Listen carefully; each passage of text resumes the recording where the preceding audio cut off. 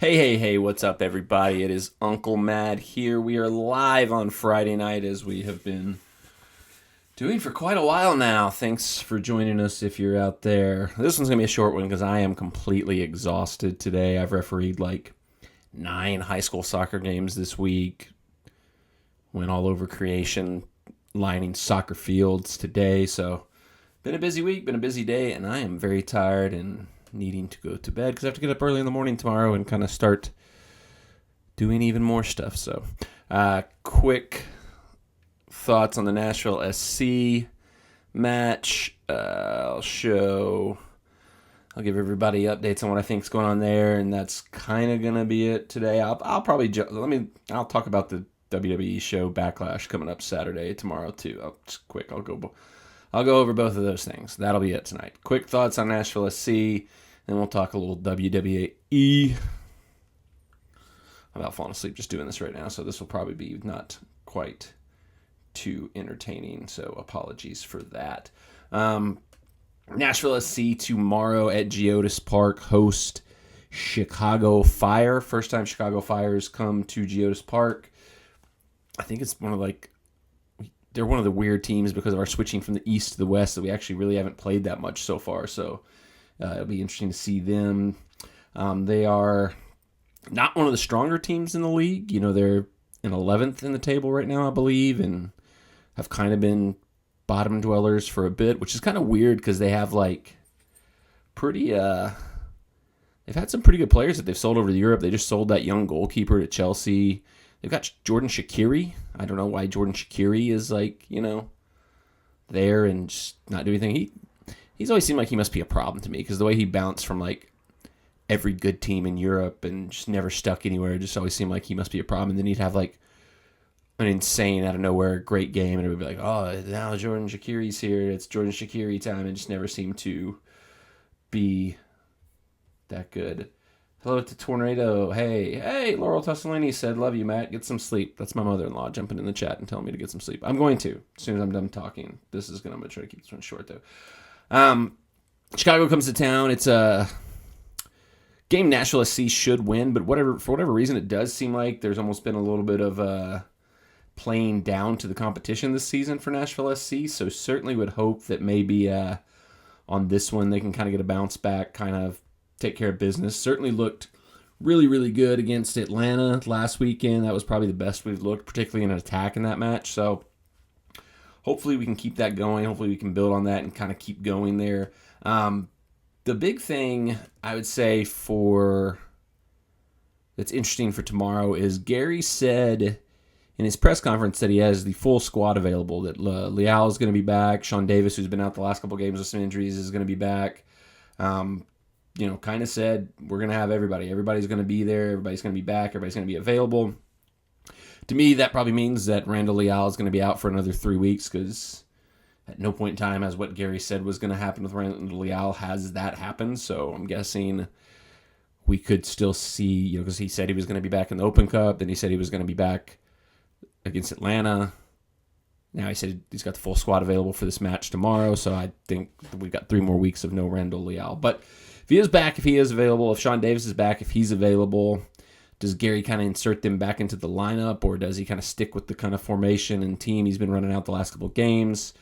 Could Schaffelberg come in? Gary traditionally likes to reward goal scorers for the start in the following match, but Shuffleboard, as good as he is, as much as we love to see him and Fafa on the field at the same time, he's been really deadly as kind of a super sub, coming on late, coming back in and using his speed against tired legs on the other side of the field. So I don't know that Gary changes it up tomorrow, even with players coming back fit, because sort of if it ain't broke, don't fix it type of mentality. But it does feel like Dax probably has to come out. He's going to need a break, so maybe Sean Davis comes back in for Dax. Leal can come off the bench if he is, in fact, back in the squad and kind of get 10, 15 minutes to get his legs going a little bit. But be interesting to be a fun day out at Geodis Park. I'll be there. Obviously, the game day vlog will come from that, so make sure you're subscribed to the channel with the bell turned on for notifications so you get to see that one when it comes out, probably Sunday, because I've been doing a pretty good job of getting those turned around and back out the day after. The other thing, we got to see immediate results from the CJ Sapong trade. you had to know it was going to happen. First game for Toronto, he breaks his scoreless drought. Something like 335 days, I think it ended up being. And I'm happy for him. I'm really glad. Like I said in last week's live stream, I think it was a move that was best for all involved because CJ was just in a funk that he just was not going to be able to get out of here. It just seemed like it was change of scenery, a refresh, a reset was really what he needed. He got that, and it clearly worked right away with him getting the goal in his first match with Toronto FC.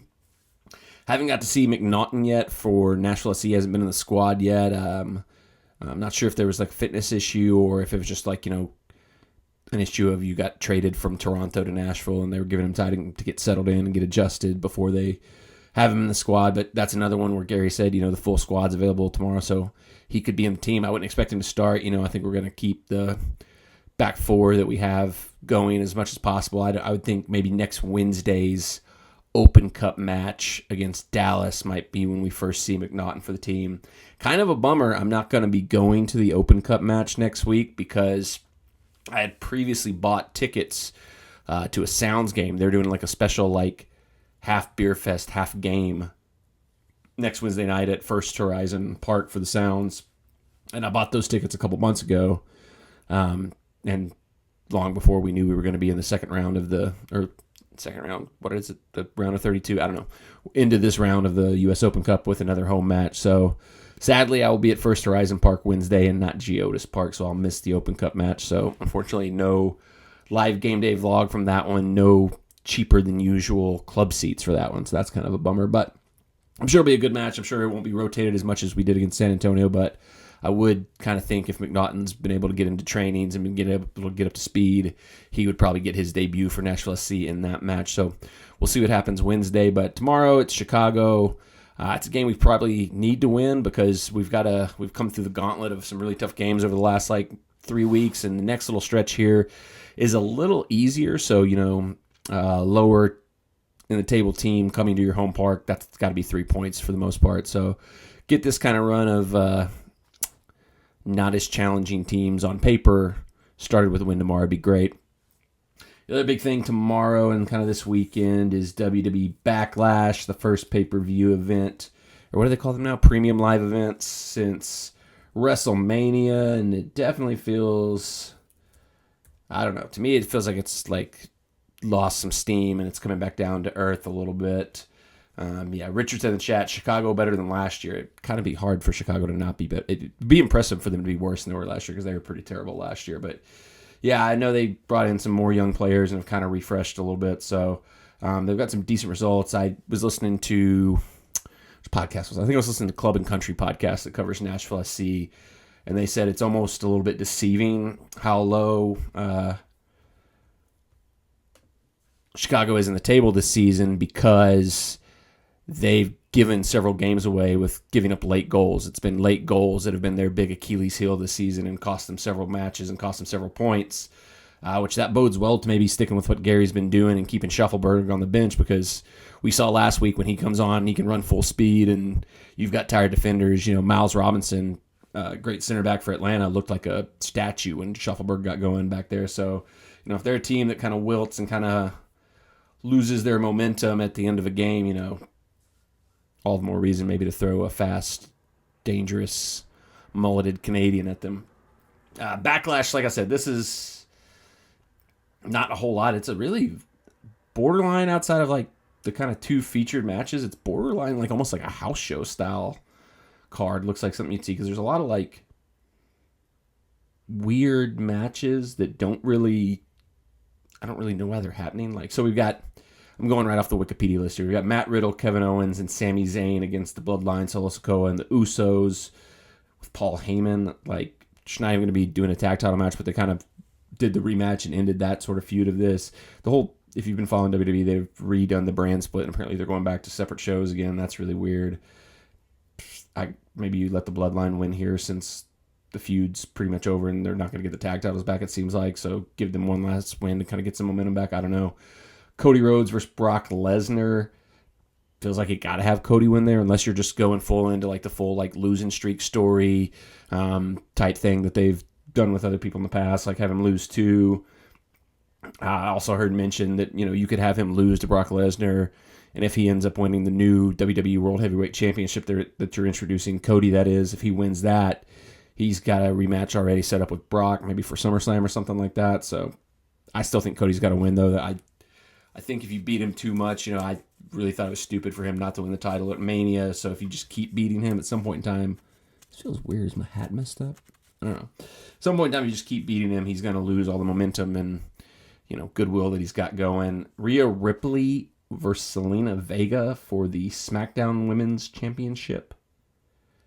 I guess this is because they've kind of been feuding with Ray's new LWO that Zelina Vega's in, but I don't know. There's no chance she wins that, so Rhea Ripley wins, retains the SmackDown Women's Championship, which Rhea Ripley is now on Raw, and the Raw Women's Champion, Bianca Belair, is now on SmackDown. Really hope they don't do the stupid thing WWE did a while back where they kind of just had the two women's champions switch belts when they switch shows. I think it was Brian Alvarez on one of his podcasts suggested getting rid of like the SmackDown Raw branding on those titles, like give them titles like women's champion or women's universal champion, the same as like with the main belt. So we'll see what happens there. But I mean, Rhea Ripley's definitely going to win and retain the title. Seth Rollins versus Omos. This is the weirdest match on the card. Like, where did this come from? Why is this happening? This makes not a whole lot of sense unless like, do they want to give Seth Rollins like a big win over the monster guy just to kind of heat him up if he's maybe the guy that's going to win that new World Heavyweight Championship? Could be. I would be shocked if he loses this match. So I think he's winning. Triple threat match for the United States Championship. Theory, Lashley, Bronson Reed. That really makes sense to take the belt off Theory. You just gave him a big win over John Cena at WrestleMania, so you want to kind of keep him going, keep building him up. You could move the title over to Bronson Reed if you want to give him a little something to kind of fire him up a little bit, but I think the better plan here is to keep Austin Theory going. You don't want to kill his momentum after you just gave him a big win over John Cena at WrestleMania. Bianca Belair defending the Raw Women's Championship against Io Sky with Bayley and Dakota Kai. I think Bianca easily retains there. I think this is more likely playing into the story that it seems like there's fissures starting to happen with Damage Control, and could see Bayley like accidentally costing Io the match, and that further causes problems there, and kind of moving from there. In the main event, Bad Bunny versus Damian Priest, San Juan street fight. I don't think you're going to have Bad Bunny come in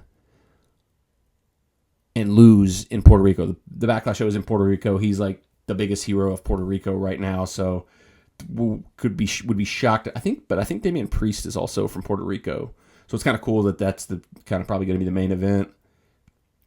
But yeah, I think you let the baby face from Puerto Rico beat the heel from Puerto Rico there.